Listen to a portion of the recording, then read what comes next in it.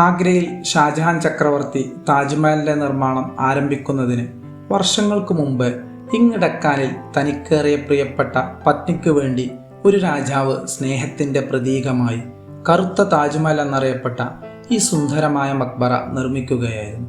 പക്ഷേ ഖേദകരമെന്ന് പറയട്ടെ, 30 വർഷത്തോളം നീണ്ടുനിന്ന നിർമ്മാണ പ്രവർത്തനം മുഴുമിപ്പിക്കാനാവാതെ ആ രാജാവ് മരണപ്പെടുകയും പത്നിക്ക് മുമ്പായി അയാൾ അവിടെ കബറടക്കുകയും ചെയ്യേണ്ടി വന്നു.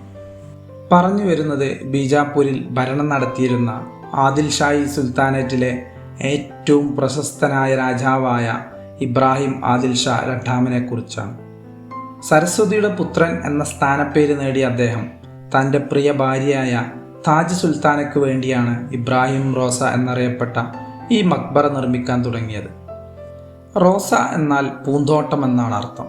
ഡക്കാൻ താജ്മഹൽ എന്നറിയപ്പെട്ട ഈ നിർമ്മിതിയുടെ ശില്പി പേർഷ്യൻ വാസ്തുശില്പിയായ മാലിക് സന്തലാണ്. നിർമ്മാണം പൂർത്തിയായതിനു ശേഷം ഈ പൂന്തോട്ടത്തിൽ തനിക്കും ഒരു ഖബർ നൽകണമെന്നായിരുന്നു മാലിക് സന്തലിൻ്റെ ആവശ്യം. അങ്ങനെ അദ്ദേഹത്തിൻ്റെ സ്മാരകവും ഇവിടെ നിലകൊള്ളുന്നു. ഈ നിർമ്മിതി പൂർത്തിയാക്കുന്നതിന് മുമ്പ് തന്നെ 1627 ഇബ്രാഹിം ആദിൽ ഷാ രണ്ടാമൻ മരണപ്പെടുകയും ഇവിടെ ആദ്യം അടക്കം ചെയ്യുകയും ചെയ്തു. പിന്നീട് വർഷങ്ങൾക്കു ശേഷമാണ് രാജ്ഞി അന്തരിച്ചതും ഇവിടെ ഖബറടക്കുന്നതും.